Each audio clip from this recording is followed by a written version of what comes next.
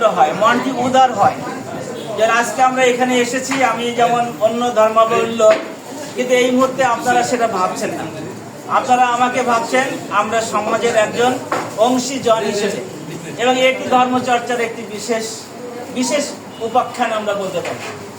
তৃতীয়টি বলি যে আমরা এই মন যদি পবিত্র হয়, দেহ যদি শুচি হয়, তাহলে আমার ভিতরে একটি জিনিস বাস করে, যেটা আমি অর্থাৎ আত্মা। এই দেহ চলে যাবে কিন্তু আত্মা কিন্তু অবিনশ্বর থেকে যাবে। তাহলে সেই আত্মা কি হবে? এই সত্য সুন্দরের সাধনা করলে আমাদের আত্মা পবিত্র হবে। আর এই আত্মা যদি প্রশান্তি পায়, সেই প্রশান্তি মিলে এই মন, মানে দেহ মন বাক্য, আমরা যেটা বলি কায় মন বাক্য, এই তিনটাকে যদি একত্র করে সতের পথে আমরা অগ্রসর হই, তাহলে মহান সৃষ্টিকর্তা আমাদেরকে আশীর্বাদ করবেন, মহান সৃষ্টিকর্তা আমাদের কৃপা করবেন, এবং আমাদের যত কর্মকাণ্ড আছে সব কর্মকাণ্ড খুব আনন্দময় হয়।